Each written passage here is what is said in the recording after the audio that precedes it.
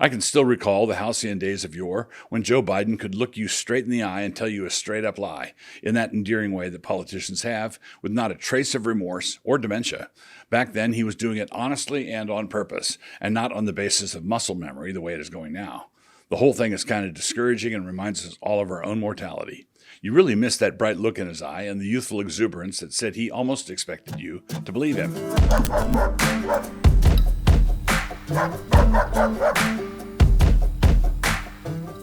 Well, 2024 is certainly off to a roaring start. And that's another thing. When I was but a callow youth and election time came around the way it always did, everybody went to the polls and marked their selection in the wet clay of the cuneiform tablets, and the votes were all tallied up and announced by 11 o'clock that evening, and that was even allowing for the time it took for the clay to be run through the kilns. We voted on one day, and we all found out what we had done on that same day. What we had done wasn't always that great, because Jimmy Carter does come to mind, but we always found out that same day. Computers were introduced to speed things up, and as it always goes with such things, everything slowed way down. Now election returns come in like rapidly cooling magma, or perhaps, depending on which alarmist you prefer to listen to, like slowly melting glaciers. Let me tell you about the 10-cent ice cream. Wait, no, actually, come to think of it, I'd better not. Things are sad enough around here already. In my day, an insurrectionist was somebody who had kicked your army's butt at Chancellorsville, and not somebody who was guilty of polling ahead of you in Ohio. As a general rule, plugs in airplane doors didn't pop out mid-flight, having been installed by mechanics who'd been too busy studying their DEI worksheets for their workplace sensitivity training seminars. Back in the day, the general public didn't really care if the installer of airplane parts didn't know what a microaggression was.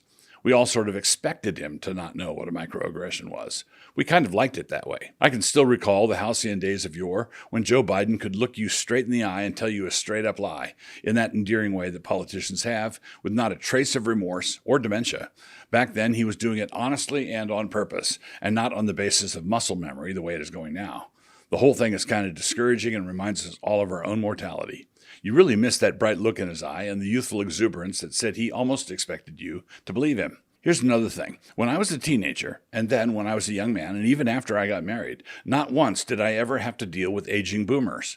The country was entirely free of them. Back in the 70s, you couldn't find an aging boomer anywhere. Contrary to the common caricature, they must have been shy, retiring, modest, and unassuming. They never thrust themselves forward. You would scarcely even know they were there.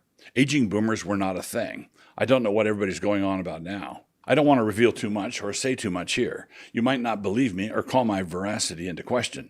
But there was a time, and I was actually there, when half the population of every high school in the country was made up of pretty girls.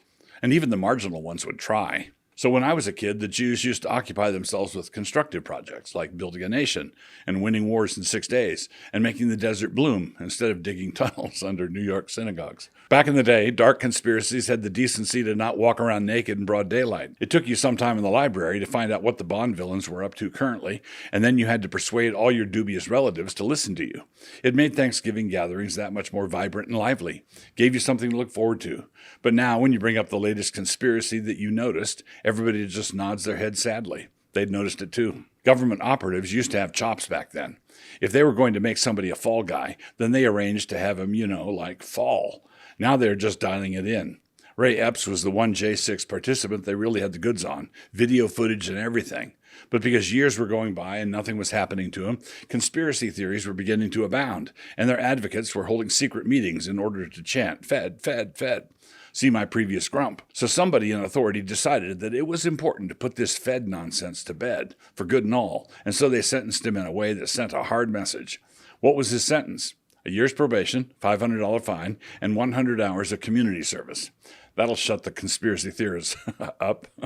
What will the community service be? Oh, I don't know. Something about volunteering as a poll watcher in Maricopa County. After church services, Southern Baptist deacons would stand outside on the church steps smoking cigarettes.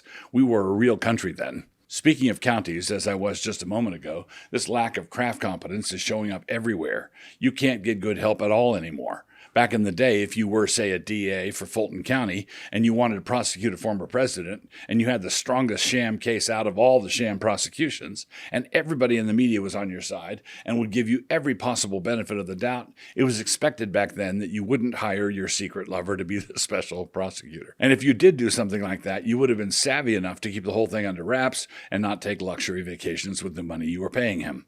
I don't have to tell you that standards have slipped in pretty much every area. Big Eva was Billy Graham telling you to believe in Jesus. Something to think about.